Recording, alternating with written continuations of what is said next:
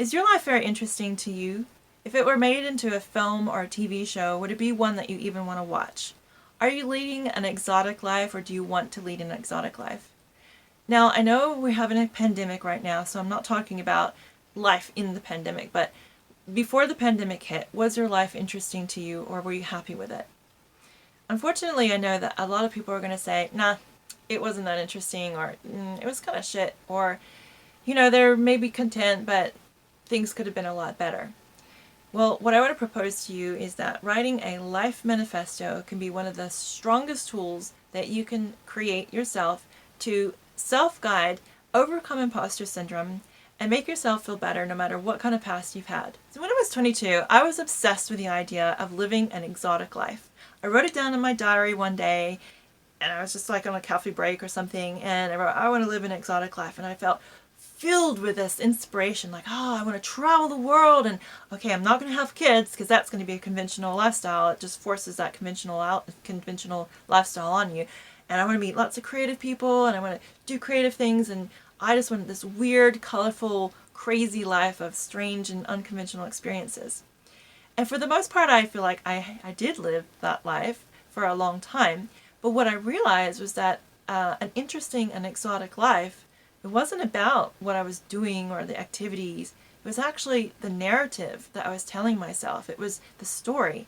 And that anybody leading a so-called conventional life can have that interesting narrative. They can have that feeling that their life is full and complete, and it fulfills them. So the reason why a life manifesto works is because it's a strong narrative of who you are and who you want to be. The way to write a life manifesto is to first look up what kind of archetype are you. Are you a healer or an adventurer or explorer or rebel? What is your archetype? You can identify with that person. The second thing with a life manifesto is writing out all the identities that you want to be and visualizing the life you want. What are the things you want to do? What are the things that you feel are impossible now? What are the things that you want to achieve that you think you can believe in, things that you don't believe in, the reasons why you want to achieve your purpose, like what do you feel like you're put on this earth for, right? Now, when you write this thing, you might not believe like 50% of it. You might actually think, oh, this is complete bullshit. Like, I want to be a multimillionaire. Yeah, right. Yeah? It's not about reading it and believing it. It's actually about allowing your imagination to just put it out there. Because when we put our ideas out there, when we acknowledge like, yeah, I want to become a multimillionaire or whatever it might be, you're allowing that thought to germinate and allowing yourself to own that thought. You don't have to believe it, and you don't have to identify with it. You just have to think, that's my thought. That's real. That's something. I'm going to put that down there. Put it in the story.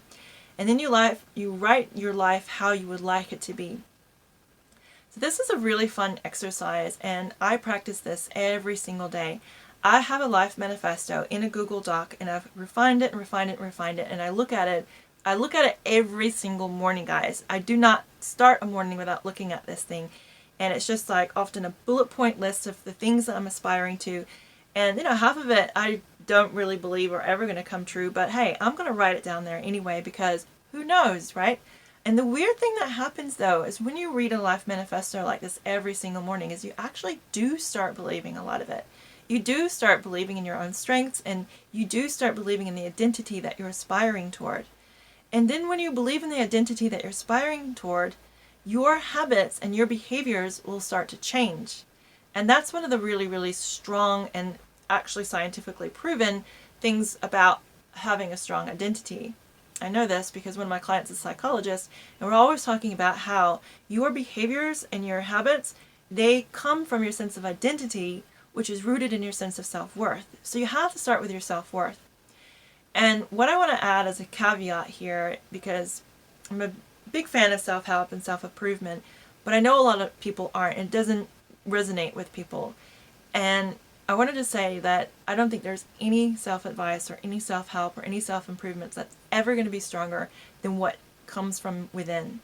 And with a life manifesto, it's all from within. It's you looking inside your life, what you want, what you're dreaming, what you're thinking is impossible. And that's the strength. You're not reading a book or getting advice or, oh, I'm going to try this or this makes me feel good for the moment. No, it's like, this is who I am. This is why I was born on this earth. This is my purpose. This is what I resonate with. Inspiration is divine guidance. So when you write something down that gets you excited, that is your divine guidance. That is your gift of life. That's why you were put on here. Everybody has different inspiration, and I really believe that when we follow our inspiration, we're kind of following our purpose in life. So to help you write a life manifesto, I'm actually sharing my personal life manifesto template with you in a worksheet. It's called the Exotic Life Manifesto Worksheet, and it goes bullet point through my exact manifesto. I look at this thing every single morning, and it's got parts that you read aloud and parts that you just kind of skim through because, nobody's got time to read the whole damn thing every morning. But I refine it every single day, writing a bit of words, here and there. Some days I feel like I can't believe it, and so I'll just change the words to be like, okay, I am a multimillionaire in the making, or whatever, And it's interesting because it's just a fun thing for me to imagine doing, and it allows me to expand my imagination and to dream. And let me tell you, like, if you're not actively allowing yourself to dream, you're just cutting off your limbs. You're cutting off your creativity. Like, at least allow yourself to dream. At least allow yourself to think about the things that you think right now are completely impossible. Don't have to believe it. You don't have to, you can crunch it up and throw it in the fire if it doesn't resonate with you. But at least allow yourself to have those imaginations about what your life could be, or what kind of life could make you wildly excited and make you feel pulled, not pushed throughout your day. That's kind of my motto. Pulled through, not pushed. That's what we're all aspiring toward here. So to get that Exotic Life worksheet, click the link above or below this video. Thanks for watching, and I'll catch you later.